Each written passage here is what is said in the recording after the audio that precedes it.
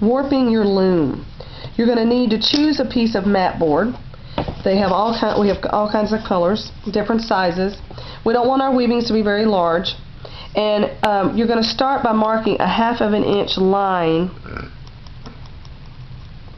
from the top edge down, and this is going to be a cutting guideline. This is going to make all your cuts stop and start in the same place, and you're going to need to do that on both ends. 1/2 inch.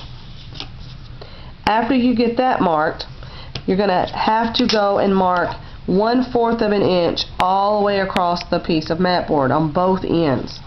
That looks like this. That's this little mark in between the end of the ruler and the 1/2 inch, which is between the end of the ruler and the number 1. And you're going to put a little mark, and you're going to have to mark 1/4 inch all the way across your mat board. After you get that done, you're going to go all the way across, and I'm going to take the shortcut. I can't do that. Sorry. Drives me crazy. Then you're going to draw your lines to the end of the mat board just to make them straight. This gives you a good clean line, and you know exactly what to cut and where. So all of that's going to go all the way across here, and you're going to stop on the end. Then your scissors are going to come, and you're going to cut 1/2 inch to that guideline that we drew that was 1/2 inch down. This gives you a good edge for your warp threads, because they're going to wrap around these cut slits. Okay? You don't need anything fancy for your warp. I wanted black or white and went off and left it, and so I'm going to have to use what's here. And if you end up needing or using more than one piece, that's fine, but what you're going to do is usually it's one warp thread across. Now I want some of my blue on my mat board to show, so I came in about 1 inch into the weaving. Now you have to have an odd number. That is crucial.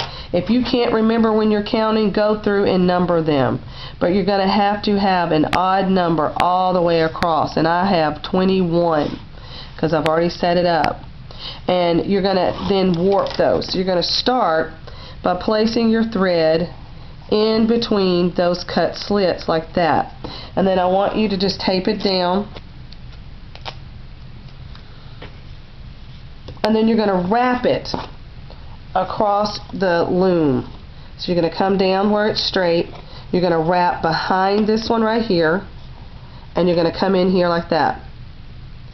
Then it's going to pull up to the top. You don't want it, you want it tight, but you don't want it like really tight. You don't want it so tight that it pulls and snags.